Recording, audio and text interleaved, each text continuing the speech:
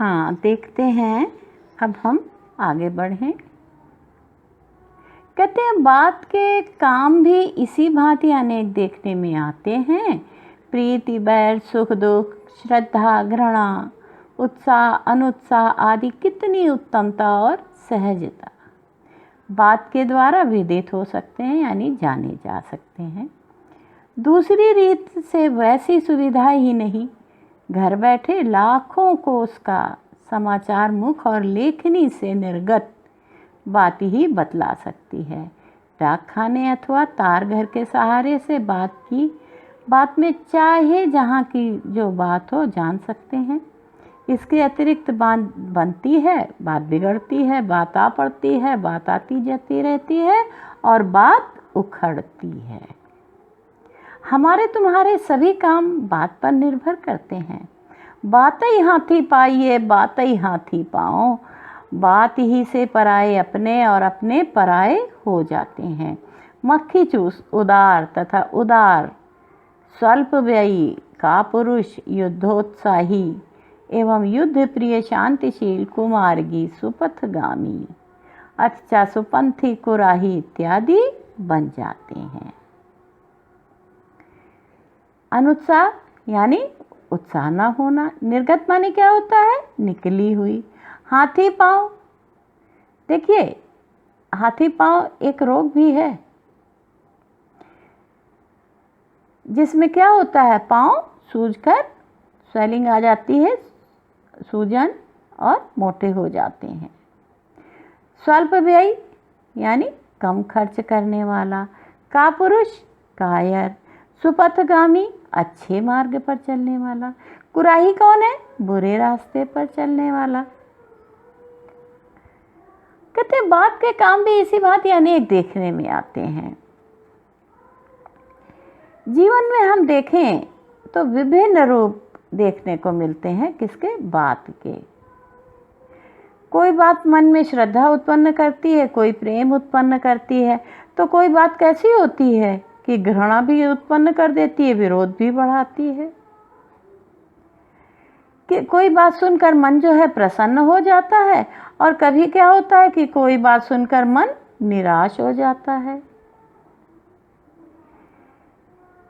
कहते हैं कि बात यानी दूसरे के मन के जो भाव हैं उनको जितना बात के द्वारा समझा जा सकता है उतना किसी अन्य माध्यम के द्वारा नहीं। मन में सोची हुई बात जो है वो कलम से लिखकर डाक के माध्यम से भेजे जाने वाले जो पत्र आते हैं, है ना, तो उससे भी हम जान जाते हैं। अब देखें कि कोई काम जो है बन जाता है और कोई काम क्या होता है, पल में बिगड़ जाता है। लेकिन उसका आधार क्या होता है? बात। जब कोई बात अनसुना करके बात को जाने देता है तो क्या होता है? बात बिगड़ जाती है और लोग लड़ाई झगड़े पर भी आ जाते हैं। अब कहते नहीं हमारे तुम्हारे भी सभी काम पर बात पर ही निर्भर करते हैं। यह सत्य है कि जो हम लोगों के कार्य हैं वो बात पर ही आश्रित होते हैं, उसी पर निर्भर करते हैं। मनुष्य जिस प्रकार से बात करता है वही उसका प्रभाव अच्छा या बुरा पड़ता है। और क्या होता है कि कहते नहीं है बातई हाथी पाइए, बातई हाथी पाओ। अच्छी बात करते हैं तो पुरस्कृत होते हैं और बुरी बात करते हैं तो क्या होता है? दंड मिलता है। ये तो परंपरा थी प्राचीन काल में। देखें कि हाँ, जो राजा लोग होते थे जब नाराज हो जाते थे तो हाथी के पांव से कुचलवा देते थे और जो प्रसन्न हो जाते थे तो हाथी देते थे। तो इसीलिए कहा है कि बातई हाथी पाइए और बातई हाथी पाओ, है ना। मनुष्य पर बातों का प्रभाव उसे कंजूस से उदार हृदय बना देता है, और क्या होता है, कभी उदार हृदय वाला भी कंजूस हो जाता है।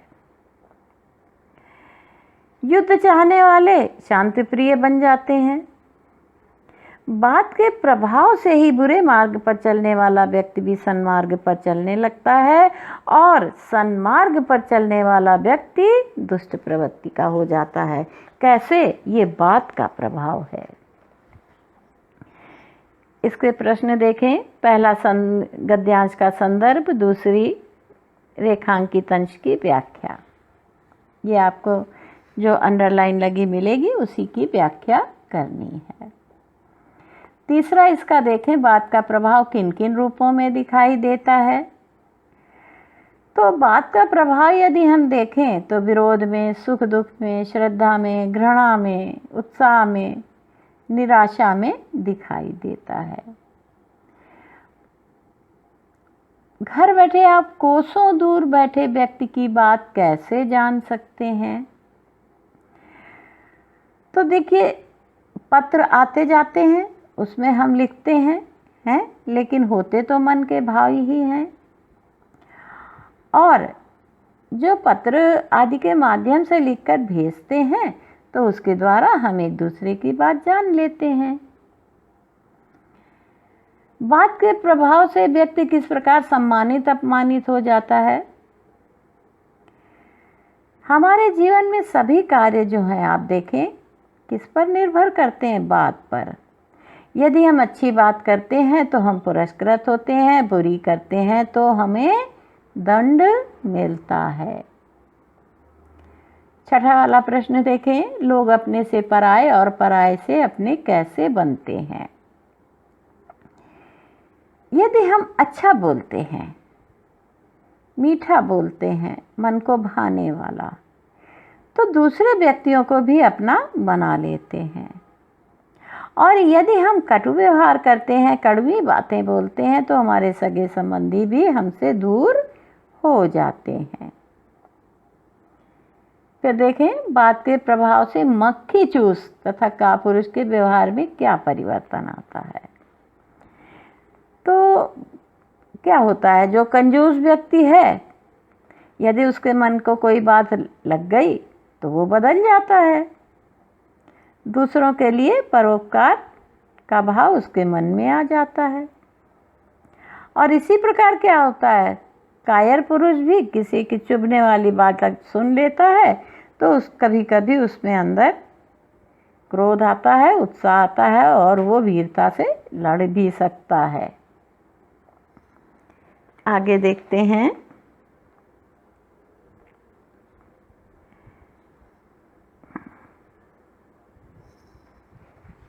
कहते हैं, बात का तत्व समझना हर एक का काम नहीं है, और दूसरों की समझ पर आधिपत्य जमाने योग्य बात गढ़ सकना भी ऐसे वैसों का साध्य नहीं है।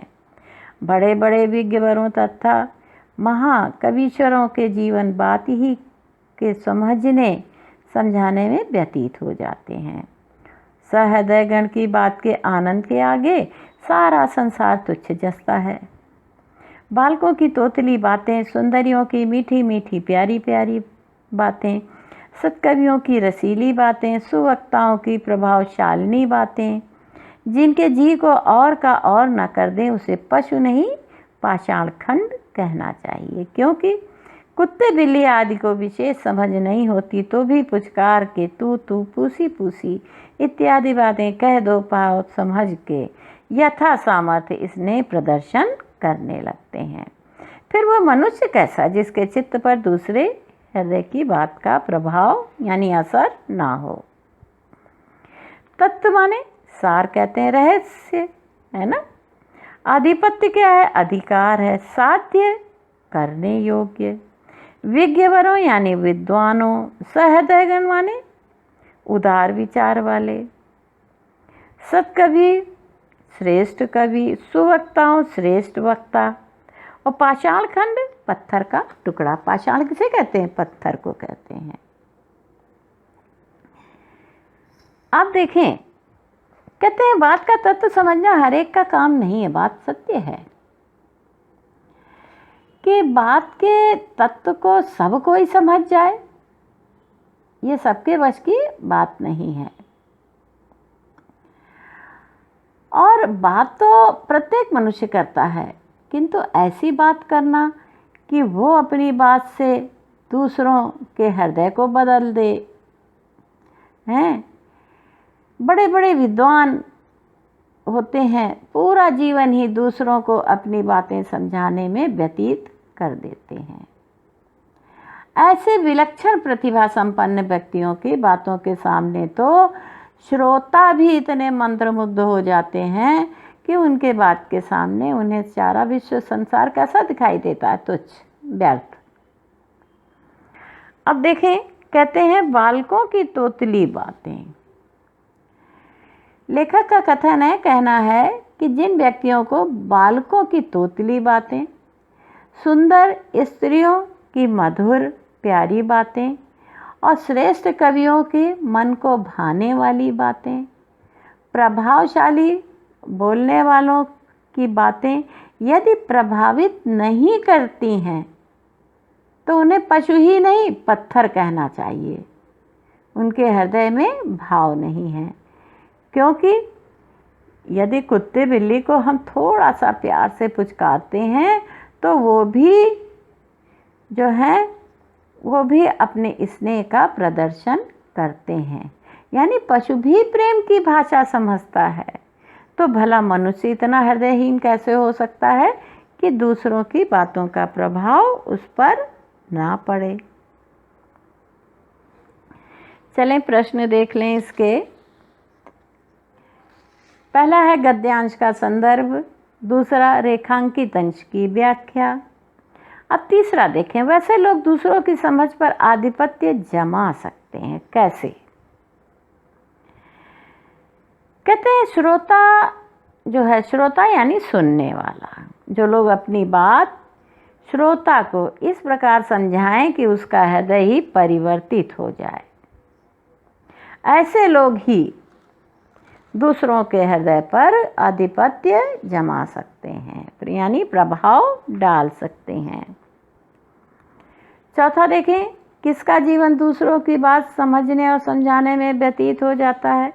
कहते हैं जो बड़े बड़े ज्ञाता हैं, विद्वान हैं, कवीश्वर हैं, उनका जीवन दूसरे के हृदय की बात को समझने और समझाने में चला जाता है। वे बात के तत्व को समझने और समझाने में ही पूरा जीवन व्यतीत कर देते हैं। फिर पांचवा है, किन लोगों को पशु अथवा पाषाण खंड के समान कहा गया है? हाँ, उनको पशु और पाषाण खंड उनको कहा गया है जो किसी की बात से प्रभावित नहीं होते हैं। कोई बालक जो है वो तुतला कर बोल रहा है, लेकिन उसका प्रभाव नहीं पड़ता है। कवि की कोई सुंदर रचना उन पर प्रभाव नहीं डालती है, तो ऐसे को आप क्या कहेंगे?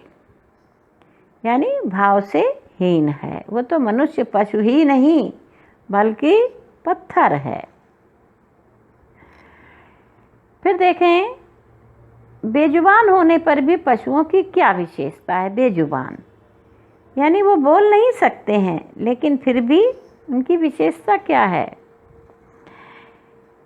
पशु बोल नहीं सकते हैं, लेकिन उनकी विशेषता है कि मनुष्य जो व्यवहार करता है उसको अच्छे से वो समझते हैं। उनको पुचकारा जाए, उनको बुलाया जाए तो वे अपनी तरह से स्नेह का प्रदर्शन करते हैं।